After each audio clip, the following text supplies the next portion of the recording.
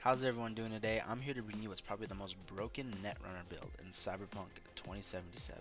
Full disclaimer, this build is mid to late gamers, so you're not going to be able to make a new save file and start popping off with the build, but once you do get the ball rolling, it's kind of hard to get it to stop.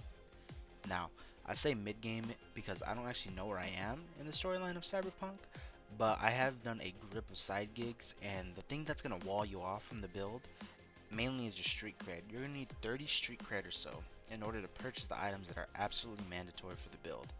And for those of you who do non-lethal playthroughs, don't worry, the build swings both ways. You'll just be using a different cyberware, but everything still works exactly the same for you. So, three things that are absolutely mandatory. The first being your Cyberdeck, the Tetratronic Rippler MK4. Now, if you don't know where to get this Cyberdeck, I'll show you real quick. It's here at Charter Hill at this Ripper Dock. Zoom in a little bit for you. This Ripper Dock sells it, and again, I think it costs around 30 or so street cred in order to even purchase the thing, but that's where you're gonna get it. Now, what makes the Cyberdeck insane? It's its perks. Ultimate quick hacks can spread once, mandatory.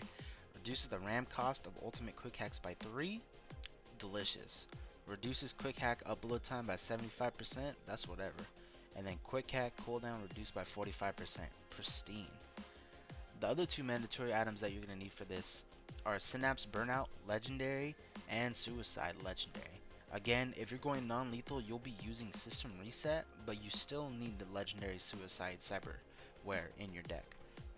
Now, the Suicide passive, while it's legendary, causing an enemy to panic reduces the RAM cost of your next ultimate quick hack by 2. Very, very good. And then Synapse Burnout. Defeating an enemy with any quick hack causes nearby enemies to panic. As you can see, these already start chain reacting off of each other, and it makes your Suicide, which is usually a 12 RAM cost ability, it starts going down pretty big. Eventually, if you chain it well enough, your Suicide will cost 1 RAM.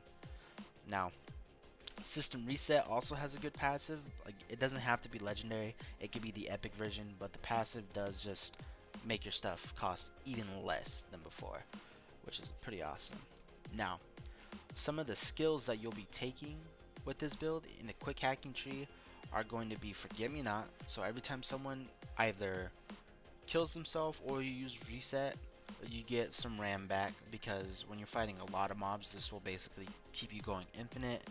Diffusion, it helps the Suicide or System Reset spread better. It's basically quality of life. And then optimization reduces it again by 1 RAM. And the biggest weakness this build has is actually bosses and mobs that you're not supposed to be fighting yet. So like mobs that are way above your level, they'll actually shoot themselves in the head and pretend all they did was brush their teeth. So the build won't pop off because the people do need to die for the build to start going. You can go into the Breach Protocol tree and you can get the Totaler Recall and the Total Recall to make it easier, because sometimes when you're going against very high level mobs, they'll want like I think around 27 or something RAM to hack, but you know, that's basically impossible from what I can tell so far. Some other quality of life things for this build will be the, where is it at? Excuse me. Cyberware, wrong place. I take the X disc, increases your max RAM units by 5. The RAM jammer, really good when you get to 2.